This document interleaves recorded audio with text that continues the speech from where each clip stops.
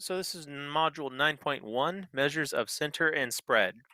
So we've already talked about two-way frequency tables, and we've talked about the difference between uh, marginal relative frequency, joint relative frequency, and ultimately conditional relative frequency.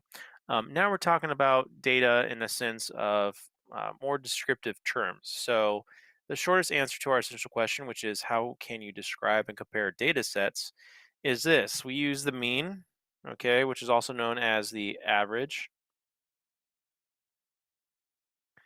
and is which also is denoted as x with the line on top, okay, and the median, okay, and the median in this situation would be like, let me give you an example of median. Median would be like, let's say you got a 1 on a quiz, you got a 2 on a quiz, and a 3 on a quiz, a 4 on a quiz, and a 5 on a quiz. The median would be the middle term, okay? Basically, that's the median. And that's describing and comparing the center of data sets. So we have this idea of center of data sets, okay? What that means is, let's say you had, um, let me think. Let's say you were playing darts with your friend, okay? Or cornhole. It's totally up to you, okay? Imagine you had um, darts and you had your target, okay? I'm trying to draw a target as best as I can. Okay, so give me some credit here. Okay, so there's your little target. Okay, basically, center is really about where in the world are your darts landing. So maybe your first dart's here, second dart's here, third dart's here, fourth dart's here. If you go into the middle of your darts hitting, you're going to get this idea of center. So maybe your eye or your hand is really shooting for this area right here. All right, X marks the spot. That's like the data. That's your average area of targeting. Okay. And some professional darts throwers, they know this instinctively. Okay. And maybe they would focus a little further down here so they can move their center towards the middle. Okay. So that's the idea of center of data sets. Now, there's center and then there's also the spread, and we're going to talk about that. So, using the range, okay, which just basically means, like, here's an example. Let's say you scored a 5 out of 10 on your quiz, and then you scored a 8 out of 10 on your quiz. Your range, okay, is basically the biggest score you have minus the smaller score that you got. So that's 8 minus 5. Hey, your range is 3. Okay, so you gravitate at least 3 points on your quizzes. Okay, if you score out of that, that's not within your normal range. Teachers know you have a bad day based off of scores like that. We know that, hey, you're not having a good day. You scored a little out of your range. Okay, interquartile range is pretty descriptive, and I want to get into the details a little bit more later on in the video. Standard deviation is very useful. We use it in your grades. If you guys want, I can show you how we use that in grades to determine what's going on with you. All right. And we describe and compare the spread of data sets. So let me explain spread. Okay. So again, this was the idea of center of data. And spread is basically, again, we're talking about um, let's say archery or darts, and we have our targets. Okay, your first dart lands here. Your first, second dart lands here. Third dart lands here, and the fourth dart here. And basically, what we're looking at is this area is considered your spread. So you hit everything within this region. That's called spread. Okay. Very handy when it comes to accuracy for anything being done, built. That's why we have machines make a lot of our chips, microchips for us, because they're very accurate. Okay. And we need to make sure they melt certain microchips together correctly. So they really care about accuracy and spread. All right, so exploring data. So we have Caleb and Kim here, and they're bowling 3 games of bowling. Okay, so their scores are below. Caleb looks like he scores a 151 on game 1. Good for Caleb. Kim's not doing too hot. Maybe she's warming up, and she's just like, "Man, I'm rusty." Caleb scores a 153 for game 2, which is slightly higher than game 1. And looks like Kim made a big improvement, right? She jumped up some pretty good points right there. Game 3 rolls around. Looks like Caleb's getting tired, right? He's not doing too good. He's kind of going down a little bit. All right. Kim, on the other hand, whoa ho ho, she woke up, right? She scored way better for game 3, and basically we're going to find the average score um, for Caleb. So the average is basically this: we have 3 games so far that he's played. We're going to add up all 3 of his scores, okay? So basically, we take the 153 in your calculator. Do this with me, guys. Seriously, do it with me. Grab your calculator. If you don't have your calculator in your hand and you're trying this, I want to know, okay?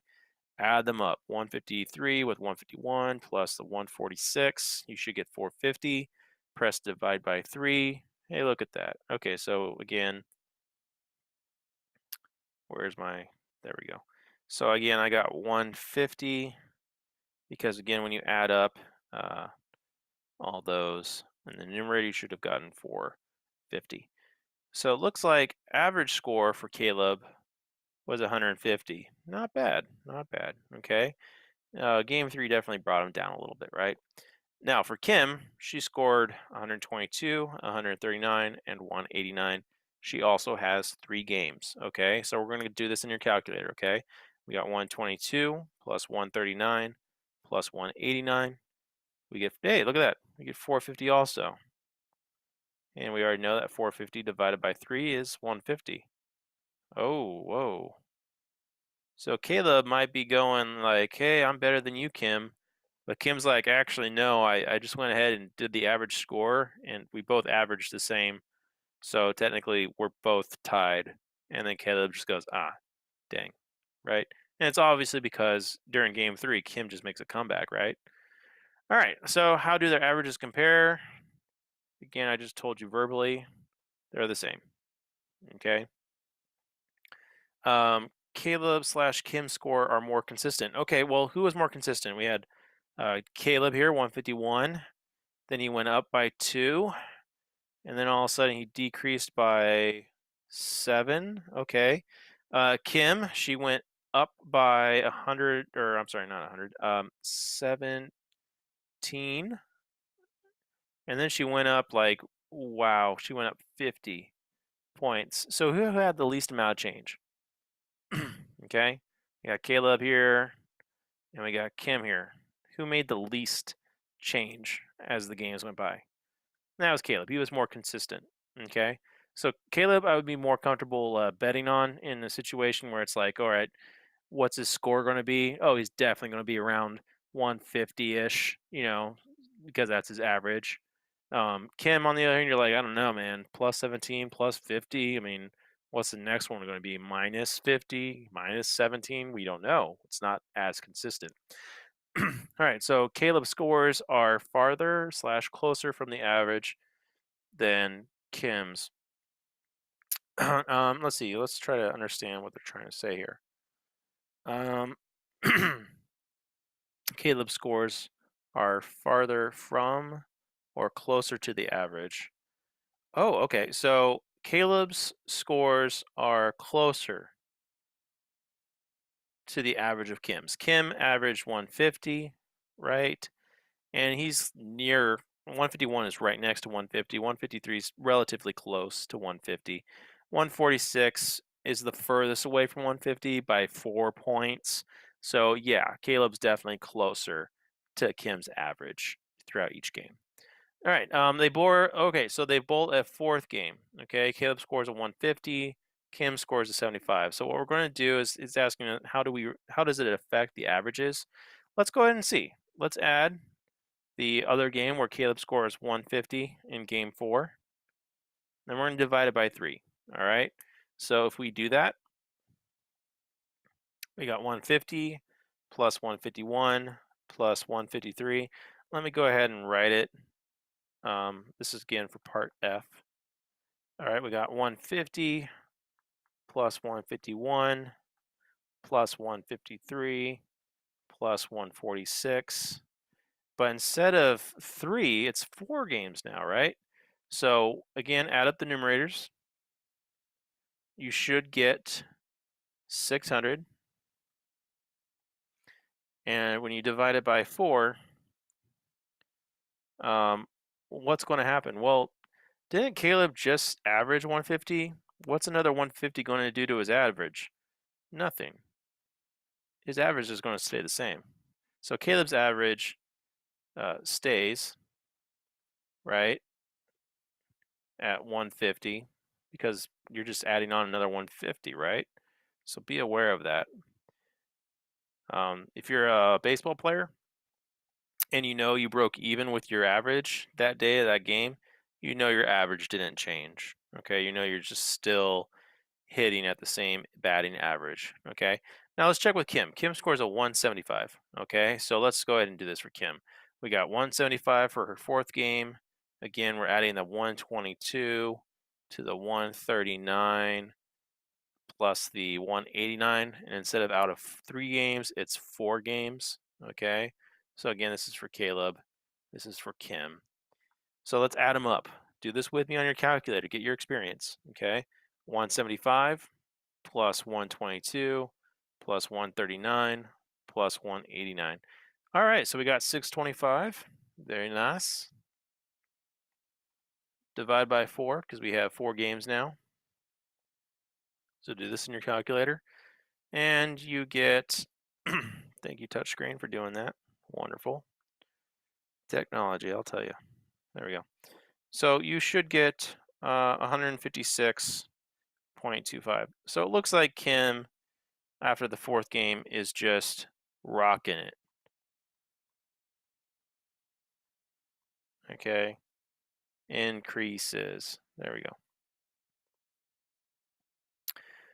I'm not even sure if that's spelled correctly. I am tired. Okay, so Kim's definitely increasing. Okay, she's now up at 156 on her average. Caleb's still rocking 150. Okay, so he's still in the ballpark. Kim looks like on a long enough timeline is going to be doing a lot better than Caleb. Okay. All right, so does game 4 score affect the consistency of their scores? Yeah.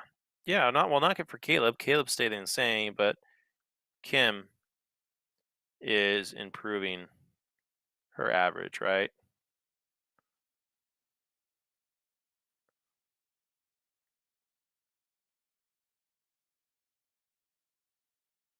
Okay, there we go. All right, so measures of center. So we got mean and median. So we talked about average of scores, right? Now, I want you to know that's the same as the mean, okay? So two commonly used measures of center for the set of numerical data are the mean and median. So measures of center, or I'm sorry, measures of center represent a central or typical value of data. So the mean is the sum of the values in the set divided by the number of values in the set. For example, the game scores, right? Score 1 plus score 2 plus score 3 divided by the number of games, right? So that was the example in Caleb and Kim. Now, the median is a new one. It's the middle value in the set when the values are arranged in numerical order. That means we have to arrange them numerically first before we can even start, okay, finding the median. So let's look at example 1. We have a number of text messages that Isaac, raise your hand right now if you totally heard that. If I ever say your name in an example, just raise your hand real quick and be like, hey, that's me. All right, so Isaac, there we go. The number of text messages that Isaac received each day for a week is shown below. So I want to go ahead, notice how they're not in order. I want to go ahead and rewrite these in order, okay? So first things first, let's write them in order. We got 47 with another 47. We got a 48. We got a 49. We have a 50, a 54, and a 55.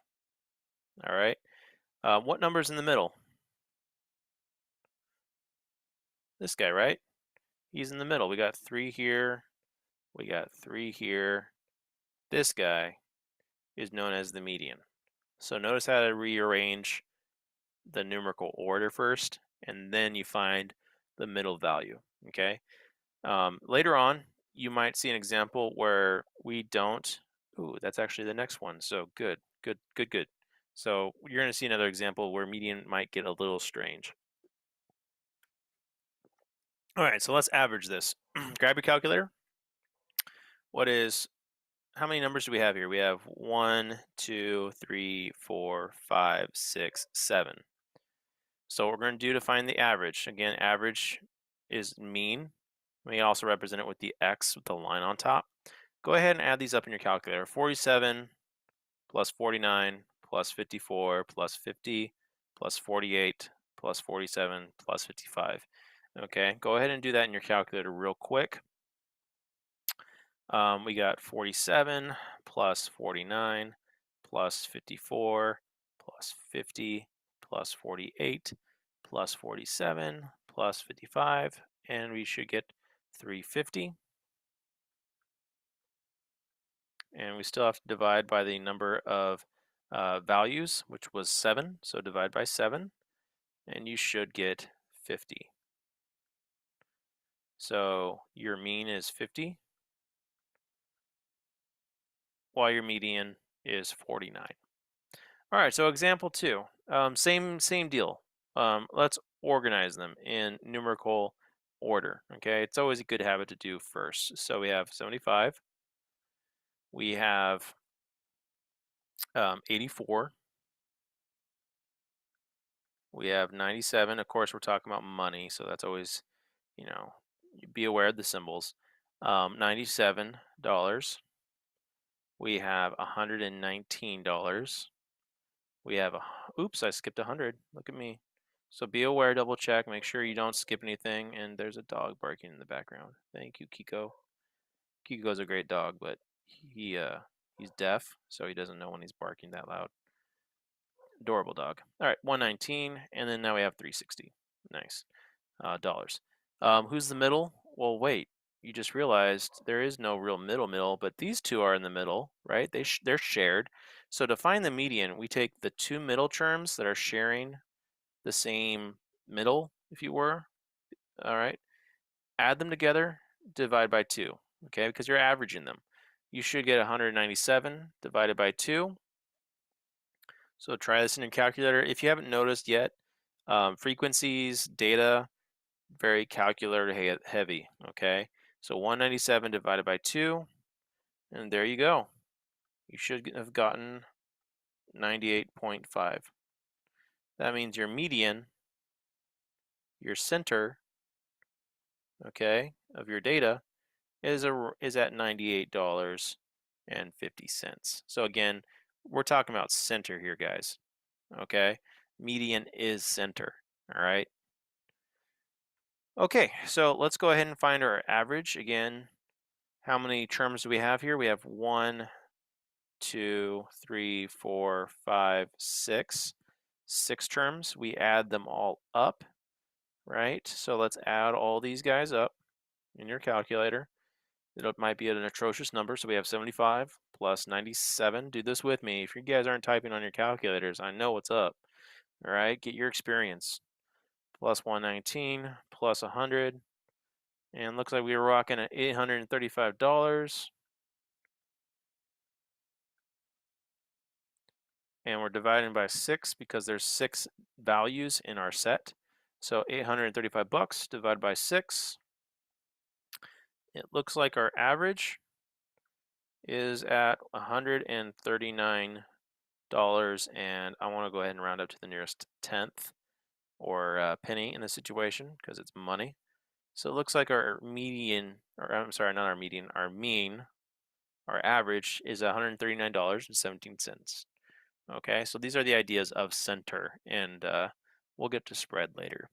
All right, but for now, get your practice in. All right, I want you to find the mean and the median. All right, So again, numerical order first, and then start trying to figure out which one's median, which one's mean, okay? Your turn number 2, same thing, just different numbers, different scenario. All right. So again, identify those for me. All right, so now we talked about center. Now we have to talk about spread. All right. So measures of spread are used to describe the consistency of data values. So is it like Caleb, right? Caleb was scoring within 150s, right? He was in that area. He didn't go too far out. He didn't go too far down. He was within that same area. So he had a really tight spread. Okay. So we're going to show the distance between data values. Again, we talked about Caleb. His data values were pretty close to each other, no extreme outliers. All right. So again, the distance between data values and their distance from the center of data. Okay, so we're comparing it between its center. Just like when you throw a dart and you realize, hey, you know, I've been throwing darts like really on the bullseye for like the longest time. Like I've been really close. And then all of a sudden I get this one dart that's way out there. Like, what is that? Like it's way away from its actual center. Okay. That's the idea of spread. Okay. So um, the commonly used measures for spread in numerical sense of data is the range. Okay, because even humans go, whoa, what's wrong with this? What's wrong with this dart that I threw, right? It's way out there. The range was way off. And the interquartile range, IQR, okay? Now the range is the difference between the greatest and the least data values, okay? So we'll get to that. Quartiles are values that are divided a data set into 4 equal parts, and there's an example below, and I'll talk to you about it, I promise. Now, the first quartile, quartile 1, is the median of the lower half of the set. So here's the set that they listed down here. The first quartile is this area, those numbers, okay? Its median is 3, okay? And that's why we have that 3 there, okay? So again, that's the median for the first quartile.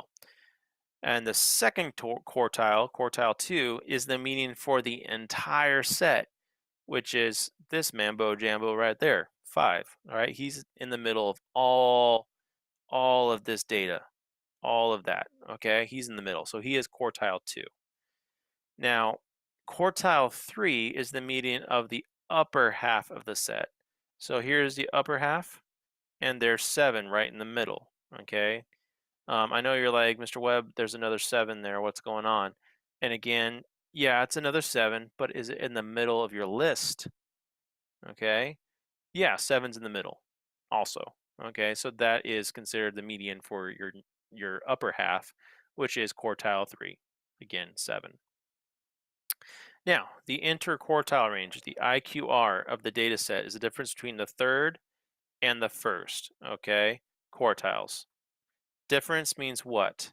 Difference means subtraction. So quartile 3 minus quartile 1. That is interquartile range. Okay, so again, we had 7. Sorry, my touch screen is going crazy again. So we got 7 for quartile 3. Okay, and for quartile 1, we got 3. So the difference between 7 and 3 is 4. So our QR is 4. Okay, that basically lets us know we're not going to differentiate any more than 4. If you notice your far outlier right here, 1, its difference between the median from 5 is 4. And from 9 to 5, hey, that's also 4. That's basically what it's saying, okay? So it's also reaffirming that out of the data that's given, you're not going to get anybody with a 0. You're not going to get anybody with a 10, okay? They just don't exist. So we do that too as teachers, okay? We know it's like, hey, how'd this kid get 122% on this test? And it's like the teacher's like, oh, he did this extra credit thing and he saved my life. So, it's going to be a little out of our interquartile range. Okay. So it's like, oh, okay, something definitely happened. All right. But that was just a joke. It's nothing like that actually happens. Okay. So example 3, find the median, which we've already done. Find the range, the interquartile range of the given sets. So we have 77 degrees Fahrenheit, 86 degrees Fahrenheit, 84 degrees, 93 degrees, and 90 degrees again. First things first, we have to order them in numerical sense. Your middle term here, your middle data set, is the median. Okay, so our median is 86 degrees Fahrenheit. Interquartile, again, notice how it's separating this. Here is quartile 1. All right, here is quartile 2. And here is quartile 3. To find our interquartile, remember it's the median. Now, notice how there's no middle, right, for quartile 3 or for quartile 1. We have to average them. And if you do that, if you take 77 plus the 84 and divide it by 2, you're going to get 91.5. All right. So this is quartile. Oops, I'm sorry, not 91.5. I mean 80.5. I'm sorry. There we go. Silly Mr. Webb. Okay. So again, 77. This is quartile 1 we're talking about. Okay. So 77 plus the 84. That's terrible. 8. I know. Divide by, geez, 4. Really? I'm getting tired. Erasing. There we go. Okay. So divide by 2. And you should get the 80.5. Now for quartile 3, we're going to take the 90 and the 93, add them together, divide by 2, and you should get 91.5. Okay, so again, 90 plus 93. And remember, the reason we did that is because there's no clear middle term. Both 90 and 93 share the middle, so we have to average them. And you'll get the average, which is 91.5. So we take quartile 3, which is the median, which is the average of those two because they share the middle, and then minus the 80.5, which again is the median for the lower half, for the 77 and the 84, which both share the middle, and that's why we add them together, divide by 2. Okay, so when you take 91 minus the, or 91.5 minus the 80.5, you get 11. So that's the interquartile range for that set. Now our range, our hottest temperature was 93 degrees, and our lowest temperature was 77 degrees. Okay, which means we had an entire difference of 16 degrees that day. All right, that's very good to know. Okay, so seasons rely on sometimes just 1 degree of a difference. So when we have 16 degrees, I think deserts historically have the greatest change. I think from day to night. I think at night it gets really super cold, like almost sub-zero, and then at day it's 100 degrees Fahrenheit or 110. Look it up. It's a real good little piece of information to know about deserts. All right, so quartile 1, again, I already did the math over here. So quartile 1's median was there, and quartile 3 was right here. Okay, so I already kind of did this below. All right, so example 4.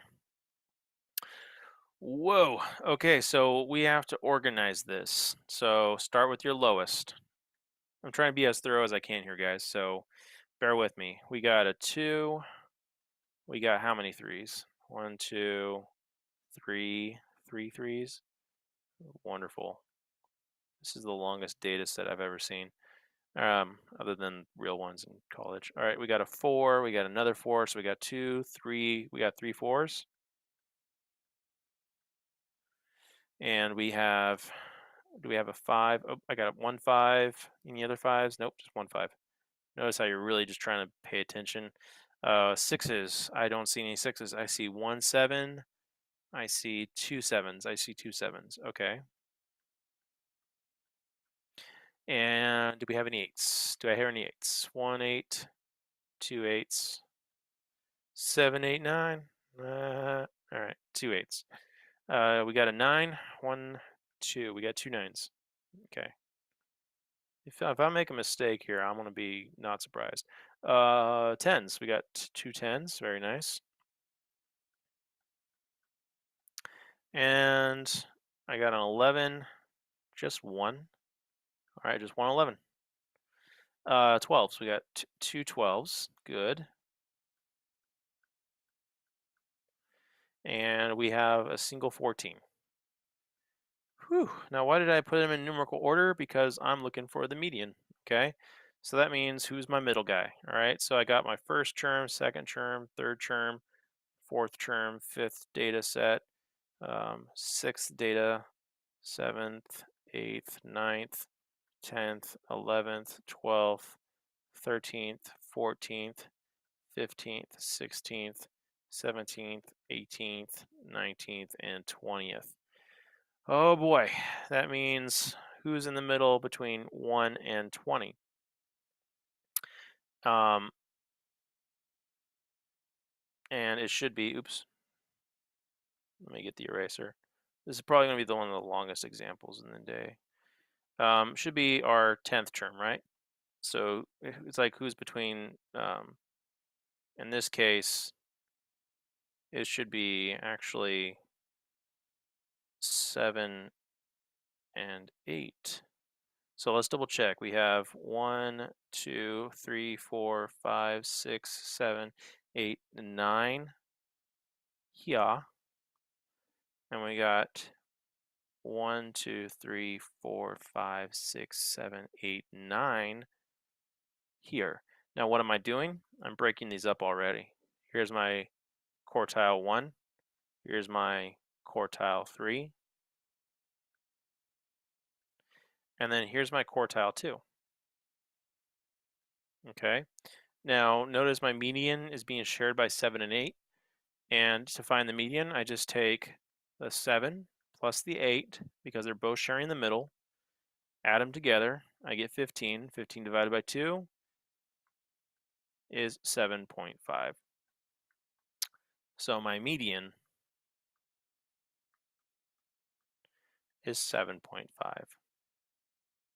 All right, good. Now my range, this one's a lot easier. I got a 14 here, that was my greatest, and a 2 here, okay?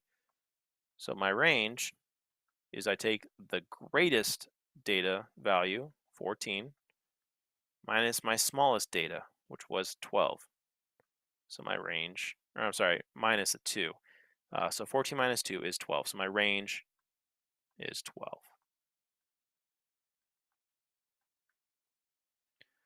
All right, so this looks like runs, right? 12 runs. So if you're like, how many runs do you guys like, get normally? We get anywhere from like, 2 to 14. So 12, 12 is around what we get normally for our range, on a given day. All right, now enter quartile range. This is calculator heavy. So what we're going to do again for interquartile range is you're going to add up your median for quartile. Actually, we could just look at it here. Hopefully, we get lucky. What's our median for quartile 1? So again, our median for quartile 1. Let's start with, remember, it's quartile 3 minus the median for quartile 1. So I apologize. So our median for quartile 3, let's look. Do we have a middle term? I see 4 there, 4 there. Yeah, this 4 looks like he's in the middle. So our median for quartile, ooh, that's quartile 1. Wow, I am tired. I am sorry. Okay, so there we go. So our quartile 1 was 4. Okay, good. Now for quartile 3, again, I'm looking over here. I see this middle term right here, this middle data point, okay? That's a 10. Thank you, touchscreen, for doing that. There we go. And 10 minus 4 is 6. So our interquartile range is 6. 6 runs. Okay, so again, if you think about it, our median was 7.5. 7.5 minus 2 is definitely like 5.5, right? And that's, not beyond 6. And 7.5 to 14, that's also going to be near our interquartile range. A little off, but that's because we have lower data values down here that are kind of weighing you closer um, to 6. Okay. All right. So your turn. Number 3. Find the median, the range, the interquartile range. Okay. So first organize them, find your median, then find your range, and figure out what quartile is what. All right. And remember, if your median shares, if your middle shares 2 numbers, average them together, and that'll be your median. Okay. All right, so this one's a little bit more lengthy, just like my example, my second example for interquartile and range and all that. So this one's a little bit more lengthy, but you can do this with the calculator just fine. If you need to do this on the boards, that's fine too, okay? Get your practice. All right, so the last conversation is standard deviation. Now, standard deviation, if you look at it below already, you're like, oh, geez, there's more. Okay, don't worry. Okay, standard deviation is meant to be explored with technology. So we're going to do that. We're going to explore, we're going to work on this together as a group. But I just want you to know there's another way we measure spread, and it's called standard deviation. Okay, this lets us know what's going on with kids all the time. So if everybody's scoring really well, but little Timmy, he averages like Caleb at 150 points per test. Well, guess what? If he scores all of a sudden 230 points out of nowhere, and you're like, whoa, Caleb, you woke up, man. Good for you. And he's like, actually, no, I need to confess. I copied from another kid. Standard deviation actually shows these situations in human behavior. So when a human acts out that doesn't act normal than they normally do, you're actually doing standard deviation in behavior. Okay, so people are aware of this, they just don't see it in a numerical value yet. But luckily, you will be seeing this, you'll experience this. All right, so this standard deviation represents the average of the distance between individual data's values and the mean. So the formula for finding the standard deviation, so here are your sets, okay, just like Caleb's scores or Kim's scores or the temperatures, and basically you substitute them in here. All right, and you're just adding them up and then squaring them, and that's what those parentheses mean. Then again, this x over, the line with the line on top of it, the roof, that is the mean. Okay, so again, this is the mean. All right, the average. Now n represents the number of terms. So you're going to see an example of this. And n, again, just remember, is the number of terms. So the elements. So the number of data points. All right, so let's see this at work. So I get these data values. I have to find the average or the mean, right? So again, you don't have to worry about the median. We don't have to worry about putting them in order right now. If you want to put them in order, that's up to you. So I'm going to take 77 plus the 84 plus the 86 plus the 90 plus the 93. Again, order doesn't matter because we're not looking for the median, okay? And we have 1, 2, 3, 4, 5. So that means we have 5 elements, okay? So we're going to take 77 in our calculator. Do this with me. 77 plus 84 plus 86 plus 90 plus 93. You should get 430, okay? 430. Don't forget, we're dividing by the number of elements, which is 5, and we get 86.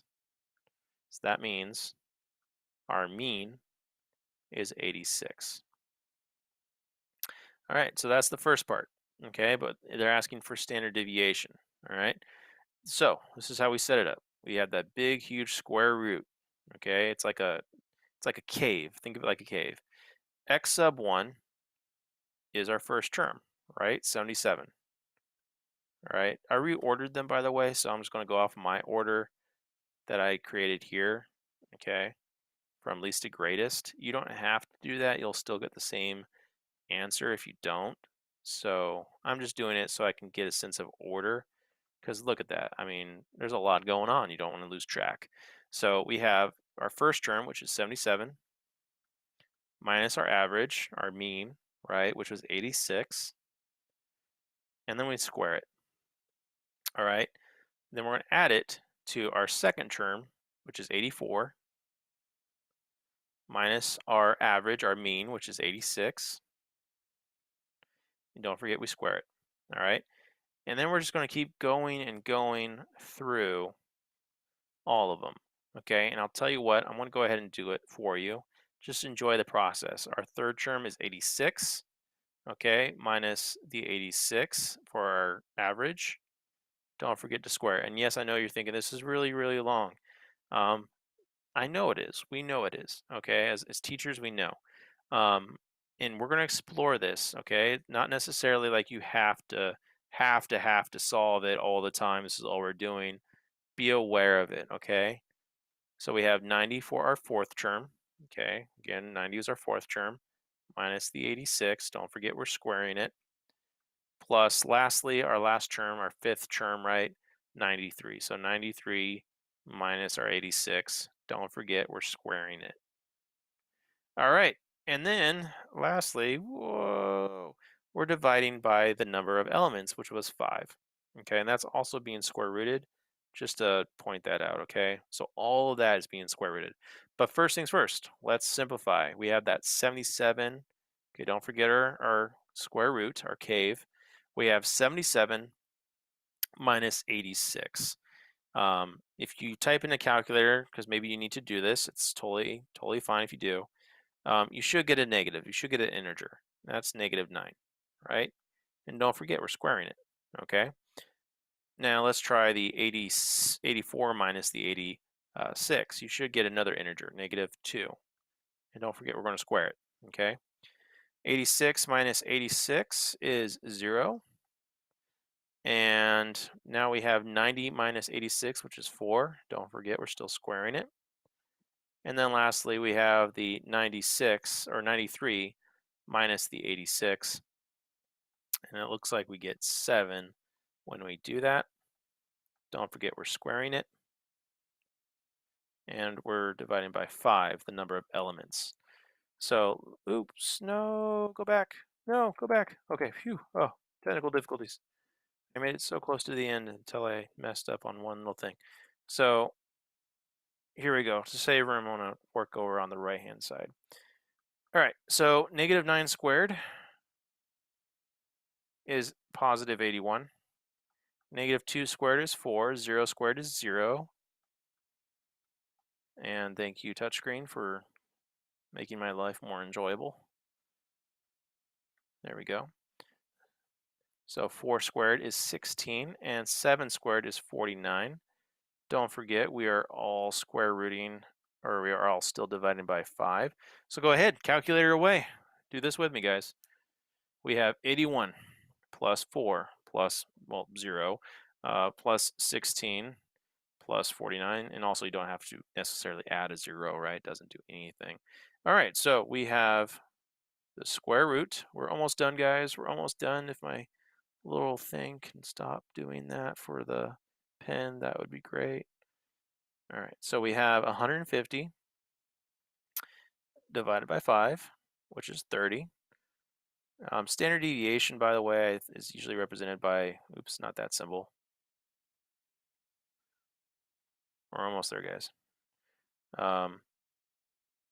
It's like, it looks like this. It's like a loopy loop, okay? That's called the standard deviation symbol. But basically, your standard deviation equals 150 divided by 5, which is 30. Don't forget, it's still being square rooted. And square root of 30,